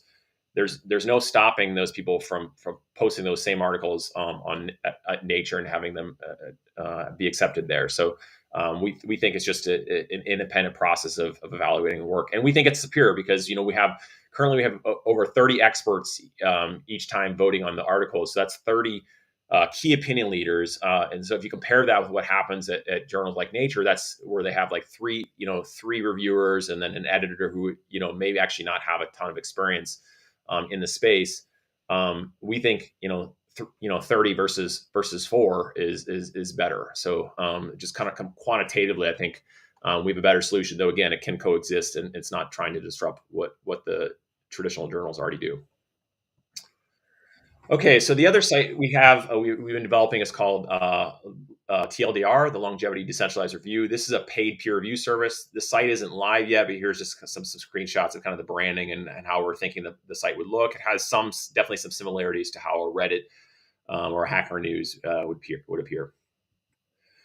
All right, so what is this? So we're focusing here on peer review. This is independent, just having a journal is one thing. So that's what the longevity is. But TLDR is just focusing specifically on peer review and the fact that currently peer review is not a paid service. So all scientists, want to be, or many scientists want to be compensated to do peer review, and there's really no mechanism to do that. So that's what we set up about to change. And just for completeness, Research Hub, and there's other organizations which are also doing paid peer review services. So, and we're hoping to work with them and others. So I think we could really, through the blockchains, right? And through tokens, we can really have systems where people can be where our different services can be unified.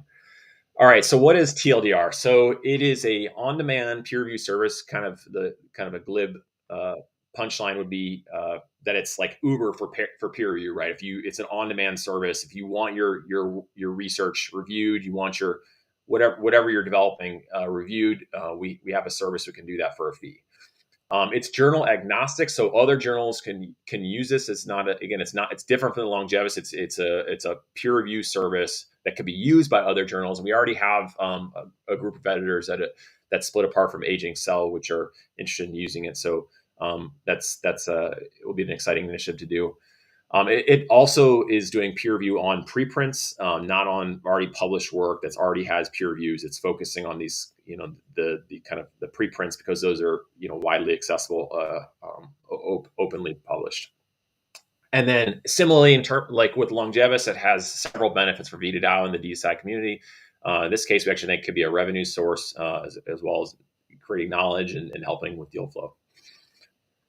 So a similar kind of list of advantages.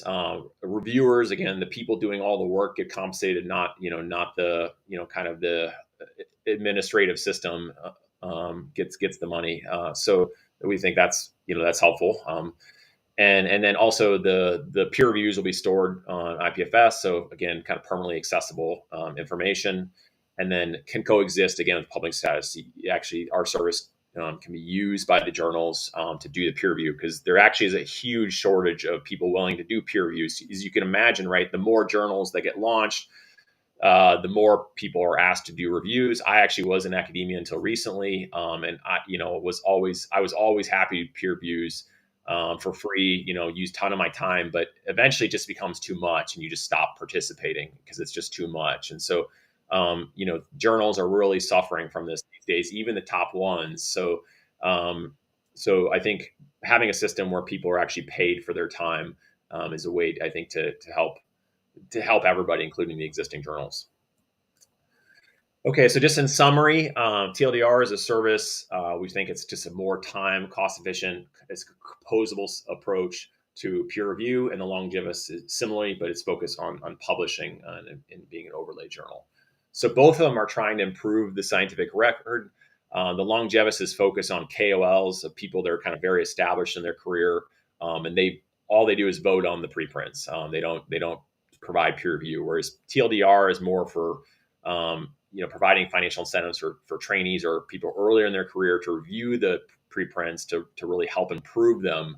And this can be a service that provides, that can be journal agnostic. So those reviews can be used by any journal who would be interested in them. And I'd just like to thank all the people that are contributing to this. There's actually more than that can fit on this slide, but just to highlight a few folks. So Reese Anderson is really leading the charge with the Longevus, and Petros Sideris is really a key person in building kind of the Web3 aspects of TLDR. So thanks for your attention. Appreciate it.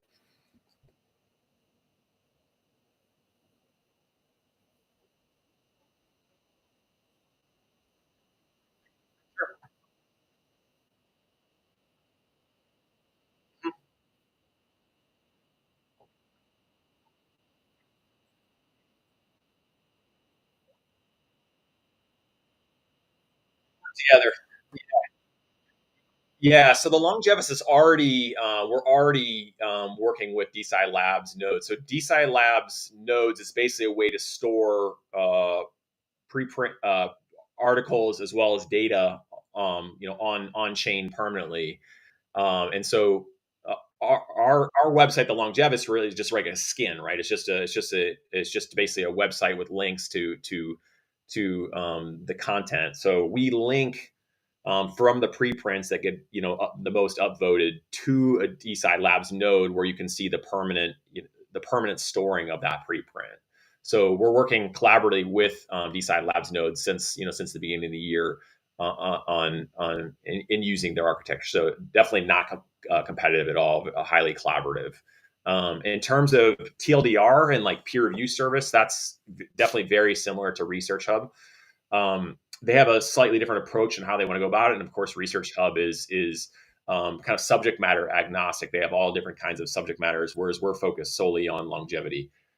So I think one way that we've talked about working together, and I think this will be really interesting, right, is again, particularly this is only possible because due to blockchains, right? So if you have the same token, if you have we each have our own token, right? V token and RSC token. If you're on the same chain, right, you can imagine where people who peer review the same article on the different sites would basically be paid depending on the voting on each site. And so there's a way to basically sync up the payments and the sync up the payments and the voting basically, assuming we're on the same chain. So I think that's also going to be very interesting, and a way to essentially doubly validate the research literature. So I think that, again, I think very collaborative. That's I think one of the key parts about DeSci compared with TradSci is that we can work together in ways which are mutually beneficial.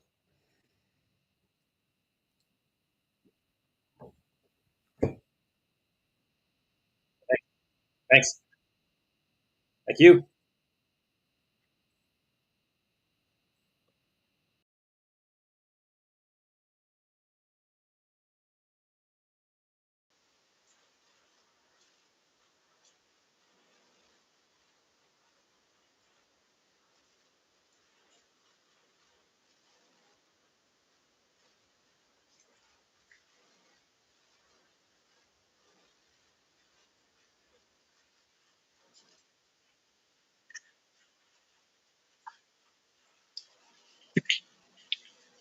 Amazing. And Michael, am I on now, or how's this thing work? Can you hear me, or? Woo, so exciting. And can I share my screen? Is that something that would work?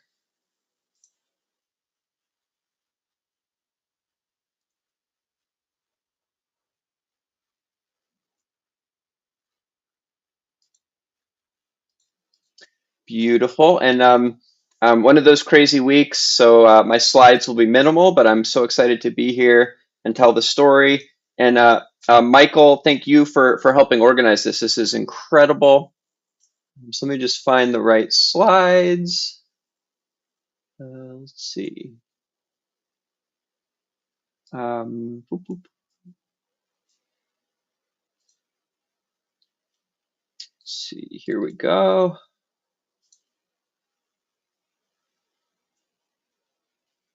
All right. Okay. Does that show up okay, Michael? Beautiful. Well, guys, I'm so happy to be here, and I'm talking about a very cool project that have been leading at Research to the People, which is a very special academic program at Stanford Medicine. Um, uh, who are we? Research to the People at Stanford. It's a patient-focused research program specializing on rare diseases and precision oncology. And the core mission is to bring cutting-edge technology to the patients who need it through decentralized collaboration. I like to say Research to the People was a DeSci group before it was cool. And it's such an exciting practice because we find that the struggles of rare illness patients are very compelling. These are patients who, usually go through 5 to 10 year struggles just to get a diagnosis, and they really have to become students of their illness in order to succeed and thrive in their treatment. Always joke with my friends that having a rare illness is like getting a master's degree. Um, and uh, and so what we kind of do at Research to the People is we work through the Stanford network when new technologies emerge that have potential to help patients, to kind of bring people together to work on interesting projects. So as Michael mentioned, one of the core illnesses we work with is Ehlers-Danlos syndrome, which is particularly compelling as a rare illness because, to be honest, it isn't really that rare. It's estimated that something like 1 in 200 people have some form of Ehlers-Danlos, but because of the kind of particulars of the condition genetically, it can present in very different ways from patient to patient. And so, sort of some of the symptoms you see range from kind of localized stomach pains to really serious issues with joints and connective tissues, and really like quite a range of other symptomologies. And so, in addition to presenting significant challenges for patients, this provides enormous challenges for doctors. And many doctors will have maybe not even heard of EDS or have any familiarity with understanding what a EDS patient could be dealing with. And so the thing that we have been working on and really excited about is all of these interesting large language models that you've been hearing about.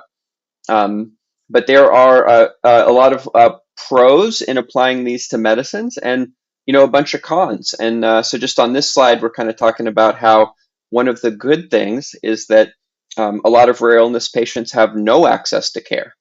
So giving them a relatively validated and safe medical expert could really tremendously transform the care journeys for a lot of these patients. It has also been found that when properly tuned, these models are actually able to do really good diagnosis. And in particular, they're able to see around a lot of the blind spots that sort of naturally occur for patients who are seeing, for doctors who are seeing a certain set of patients day to day to day. And so when a patient with something rare comes in, they sort of don't have that context. And then, quite frankly, our healthcare workers are deeply overworked. And so if these models can be built in a safe way that's helpful for patients, and they can take some of the load off of the backs of our physicians. That's very good. But then there are a number of risks and a number of things to be careful of. These models, I don't know if you guys have heard this, but they hallucinate, which means to say they say things that are untrue, but that sound dangerously true, because they do have such a powerful knowledge of the statistics of language. Some people say they're very good bullshit artists, is how it's put. Another big issue, data privacy concerns. Don't know if anyone saw this, but just this week, ChatGPT and OpenAI had to update their terms of service to include a provision that users cannot ask ChatGPT to repeat a single word over and over and over again. Because as it turns out, if you do that, ChatGPT will start spitting up its training set. Kind of a weird little quirk, but that's very dangerous if you do have a model that's trained on medical data with potentially HIPAA or privacy relevant information. And then obviously there's a lot of ethical and legal challenges. So for example, if a model makes a mistake that impacts a patient's health, that's a big issue. Are there any biases that, we know there's an enormous amount of bias in our medical system based on demographical details. Is any of that going to be learned by these models? So anyway, we're at this really exciting and pregnant moment where these technologies are poised to really change the way that care happens. But, we really do need to figure out how to mitigate these risks. And here's how we're going to do it. We've, oh my gosh, you guys, I'm so sorry. I was pulling together these slides kind of last minute and got a misspelling there for stakeholders. But yeah, we're bringing together a big group of contributors from what we look at as 3 different directions of research to kind of work on this problem. On the machine learning side, our 2 main partners are Anyscale. It's a company that makes Ray, which is really the unsung open source technology hero of this whole generative AI revolution. And then, of course, Hugging Face, which is the sort of big decentralized and open source model repository, will be contributing compute and mentorship for our teams. On the scientific and medical front, we're based at Stanford Medicine, and we've been really lucky to be working closely with Roche, who has like a really incredible rare disease practice. And then in terms of patient and support communities, I somehow deleted my foundation icons while I was getting the slide deck loaded, but we're so happy to be partnering with the Ehlers-Danlos Foundation, the Hyperphosphatasia Foundation, and then the Human Pangenome Consortium, which is a really cool international group of scientists who are all about increasing the quality of genetic information technology. And so, yeah, we're kind of like bringing these different groups with different perspectives and different ideas about how to build these systems to the table, and then kind of working closely with them to build high quality models. And so, that will happen through what we call the virtuous cycle of machine learning operations. And this is what's so exciting about this moment, because building these expert systems is very different than any other type of engineering I've ever done. I tend to think of this way less as a process of building a thing and more a process of extracting knowledge. So to start this cycle, we train a model, and to do this, we work very closely with the physicians to select and curate high quality data. And so this is where I'd say we are right now. We've worked with our mentor physicians and scientists to create what we think is the very best and highest quality data set on our rare illnesses in the world.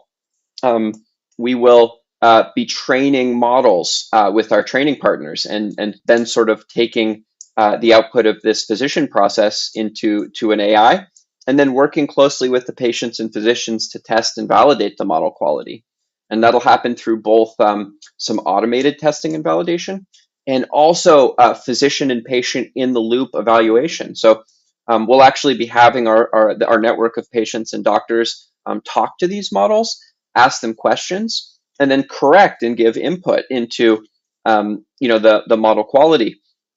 these results of this validation will be kind of curated and structured into something that our engineers can work with. And then that will be used to create a completely new training data set and payload that will, hopefully improve on the issues with the previous iterations. And then we start right back out here in the model, training a new model and then validating the new model and then et cetera, et cetera. So this process will really be kicking off in January, and it will be going on with a series of teams from January to June. And then in June, in person at the Genentech headquarters in San Francisco, we'll all be meeting up to take a look at these models with a mixed group of patients, doctors, and engineers. And we kind of hope that, in addition to creating some models that'll be useful for patients and maybe simplify some patients' journeys, we'll also be kind of creating a glimmer of what might someday become a standard. When it comes to human medical practitioners as opposed to artificial intelligence practitioners, we do have a complex system for certifying that a doctor is a safe person to interact with a patient. We have a system of medical board reviews so that any questionable decisions can be inspected. And quite frankly, we're going to need the same type of structures for evaluating medical AIs and certifying that they're of sufficient quality to be considered medical grade intelligences. So anyway, we're really excited about this project. And we got a website. So if anyone is interested, they can go over to Rare Disease AI Hackathon and sign up to join a team. And like I said, we're looking for people from every field. We're looking for engineers. We're looking for doctors. And quite frankly, we're also looking for patients because, this is truly going to be a successful project if and only if what we build works for the patients. So would encourage anyone to go check out this website. And then, I'm just going to express a hope, Michael, that, these BanklessDeSci conferences are going to keep going and going. And maybe, in June or in the fall, I'll be back here to kind of share the results of our labors and, listen to some other incredible talks. So anyway, just so grateful to you guys for having me here. And then, happy to answer, any questions. But I think that was just about the main things I wanted to cover.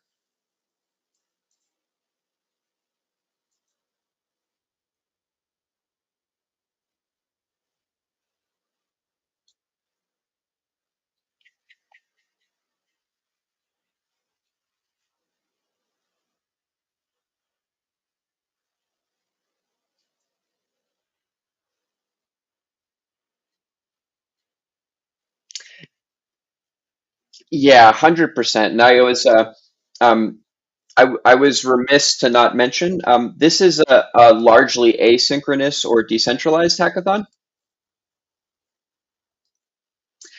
So we'll be building teams um, all over, and people are totally welcome to contribute remotely. And we have a Discord where all that good collaboration is happening right now.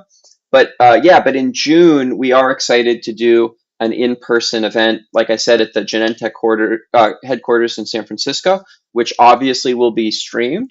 But we certainly would be so excited for any participants to join who are either in the Bay Area or willing to make the trip.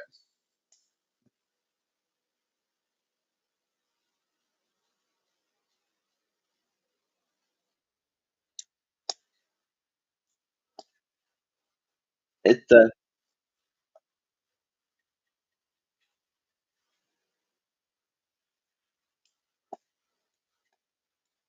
Oh, for me too, my friend. And I will reach out and maybe we can take a call. And if nothing else, actually, the project that I'm doing for the hackathon is related to training genomic foundation models that would be able to understand things like regulatory networks and biomarkers for rare illness. And I bet you might get a kick out of that. We're actually, like I mentioned, working with the Human Pangenome Foundation and actually exploring some of the first applications of full T to T genomes to machine learning. Oh, wow. That is really, really cool.